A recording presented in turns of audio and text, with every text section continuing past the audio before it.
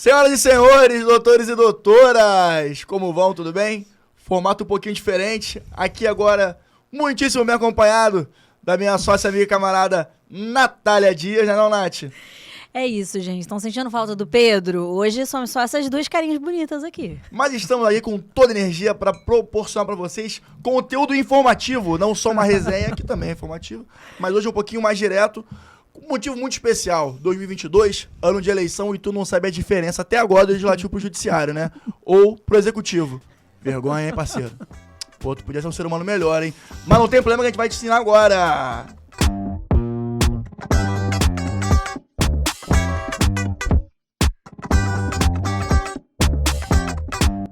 Bora, galera. Então, o Rodrigo falou executivo, legislativo e judiciário. A gente sabe que, constitucionalmente, esses poderes são independentes e harmônicos entre si. Se chama tripartição de poderes. É assim que o Brasil escolheu se organizar e é assim que a gente segue.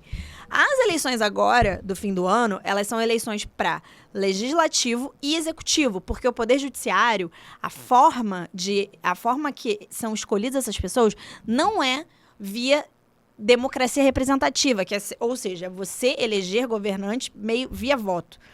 É uma outra situação. Tem várias formas, mas, em regra, concurso público é a forma como as pessoas integram o judiciário. Executivo e legislativo.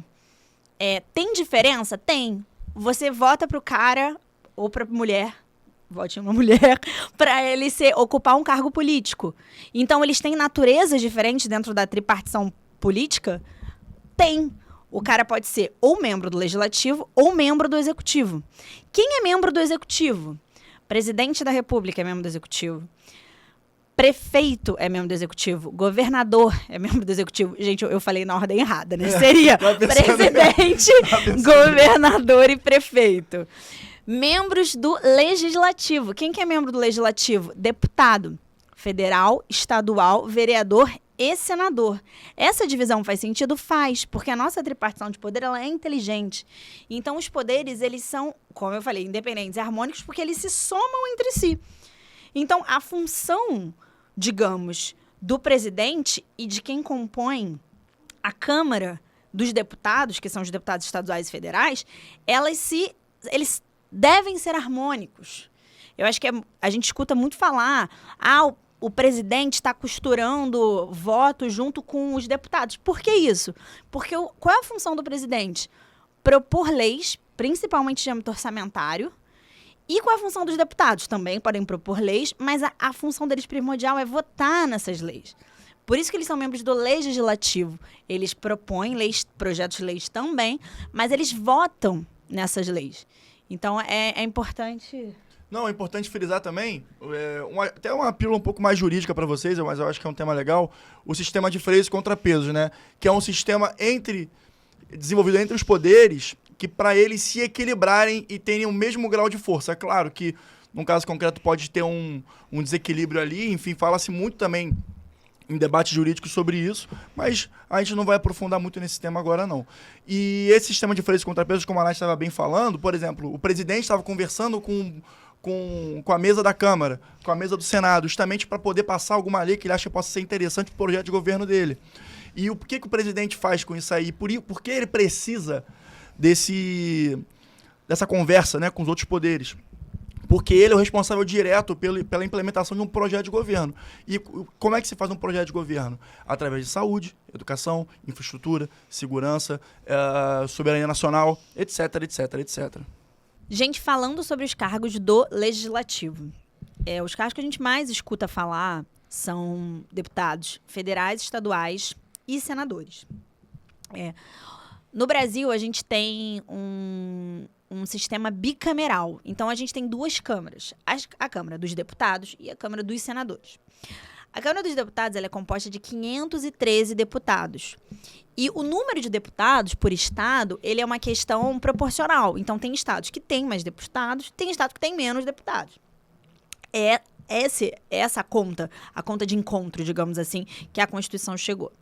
Senadores, a gente tem 81 senadores, mas o tempo de mandato deles é diferente. O tempo de mandato de deputado estadual e federal é só de 4 anos, assim como todos os outros cargos eletivos, via democracia representativa que a gente já falou. Já o senador, ele é um cargo de 8 anos. Então, a gente tem eleição de 4 em 4 anos, mas o mandato do cara é de 8 anos. Quando você tá votando nele, você tá votando para ele ficar 8 anos lá. Por causa dessa bicameralidade, eu acho que dá para falar assim, eu não sei se essa palavra existe, mas você pode criar, inclusive, comissões mistas em que os deputados federais, estaduais e os senadores, eles trabalham em conjunto.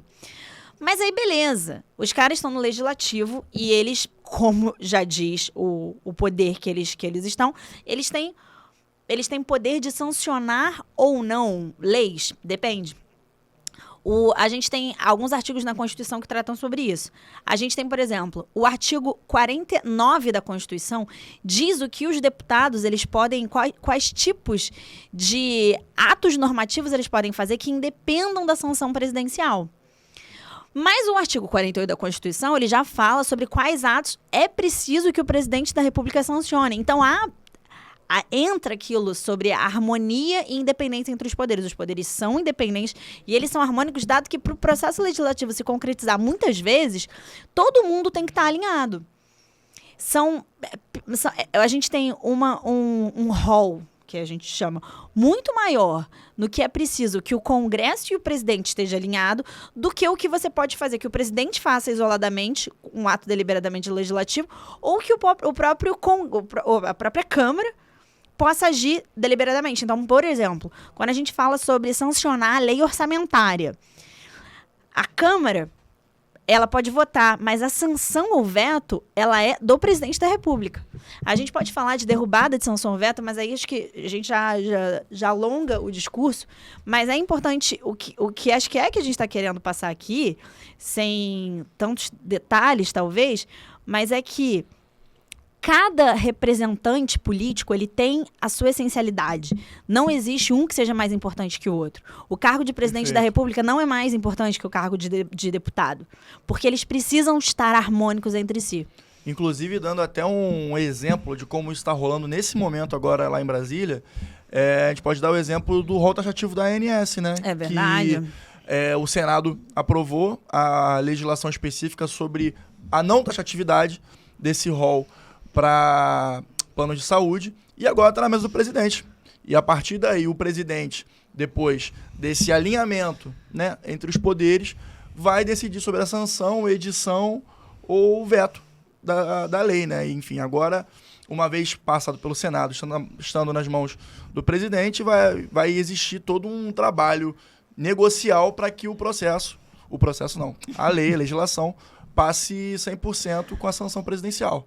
Falamos inicialmente agora sobre a questão do legislativo, mas a gente já deu aquele gancho para falar da questão do executivo. Inicialmente, vai falar sobre o presidente. Mas é claro, quando a gente fala de presidente e fala de governador, eles exercem a mesma função, mas em espectros diferentes. O governador no espectro estadual e o presidente no espectro nacional. E a gente pode pegar algumas coisas em comum, dentre as quais eles exoneram ou nomeiam a sua equipe, que são os ministros, no caso do federal, do presidente, ou os secretários, no caso do estadual. Claro que no município tem a mesma coisa, mas como a gente está em eleição para esses dois cargos, a gente vai focar nesses. Vamos lá, presidente, o que ele pode fazer? Cara, inicialmente, o presidente, ele é a sua figura representativa no ponto de vista diplomático para o mundo, né? Como o mundo o vê, como o mundo negocia com o seu país, e dentre outros diversos aspectos. O presidente, ele vai ser o rosto, ele é a cara do seu país nesse sentido. Então, cara, representatividade é muito importante. Então, além de ter toda um foco na questão da administração, etc. O cara pode ser um bom gestor, etc. Mas ele também tem que ter uma capacidade negocial. Inclusive, a gente já falou aqui no podcast sobre negociação. Fica aí o gancho. E tem que ser muito importante para o desenvolvimento do Brasil para o mundo, né? Só um spin-off aqui. Claro. O Donald Trump, ex-presidente dos Estados Unidos, que é cargo lá, ex-presidente, chama Past President, ele tem um livro, Art of the Deal. Se é bom ou ruim, eu não sei. Mas ele tem um livro sobre negociação. Pois é, exatamente. A gente fala muito de negociação, a gente falou alguns livros, então fica aí mais uma dica. Exatamente. Trump deve ter alguns méritos na negociação, eu imagino. Não li o livro, porém. Bom, além disso, o presidente também é o cara que indica os ministros para o STF, né, Nath? Cara, nesse ponto é interessante a gente entender que nessa tripartição de poderes, executivo, legislativo e judiciário, tem uma harmonia, mas usando aquilo que o Rodrigo citou anteriormente, esse sistema de freios e contrapesos, que é o quê? Check and balance. O STF, ele é uma corte que pertence ao judiciário, mas a nomeação, o poder de nomear o ministro dessa corte, compete ao presidente da República. Então, isso é interessante a gente ver como, de alguma forma, os poderes se conectam. Porque se a gente puder falar em uma frase leiga, o papel do judiciário nessa organização é fazer a aplicação da lei, que vem, às vezes, como proposta do executivo, como voto do legislativo e a aplicação do judiciário. Exatamente. Só a Nath falou checks and balances, mas tem um motivo, tá, gente? É porque isso é um conceito que veio da Constituição Americana de 1770... Vou falar na data, mas... Depois de 1776. Enfim. E outro exemplo agora, do outro lado, como o judiciário pode influenciar no executivo, por exemplo, a gente viu recentemente um processo de impeachment em que o judiciário teve influência para posterior votação no Poder Legislativo, né, Nath? Exatamente. Então, é importante a gente perceber que, mais uma vez, sendo redundante, há independência, mas eles se comunicam entre si. E eles têm uma constante relação. E por isso que há independência, mas deve haver harmonia. Eles não atuam isoladamente. É o famoso pau que dá em Chico, também dá em Francisco.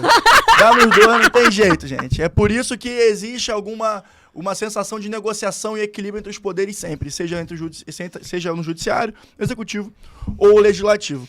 Além disso, também é importante falar que o presidente, ele é o responsável direto por todos os temas que a gente sempre aborda quando está falando de um desenvolvimento de país, né? Que é saúde, educação, infraestrutura, segurança. É até interessante, o Rodrigo falou sobre isso de negociação, e eu me lembrei uma coisa importante. Nesse período pré-eleitoral, a gente vê muito sendo falado a maneira como os cargos se relacionam entre si. E é importante dizer que no nosso processo legislativo, assim como ele está descrito constitucionalmente, é preciso sim que os cargos conversem entre si. É preciso sim que haja um nível de uniformidade, senão você não tem coerência e, de fato, você tem dificuldade de governabilidade, seja pela parte da presidência da República, seja pela parte dos deputados.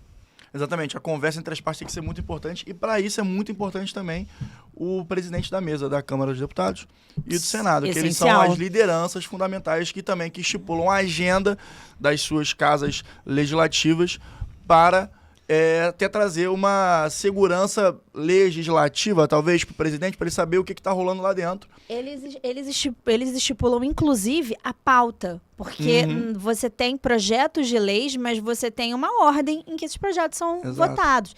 E esse papel, ele é muito importante do presidente, tanto da Câmara quanto do Senado. Mal ou bem, ele que faz a ordem do desenvolvimento do país, da legislação brasileira. Então, ele é de prioridade, né? Exatamente. E a partir daí, a gente vai observando através de noticiários e a gente vai entendendo, né?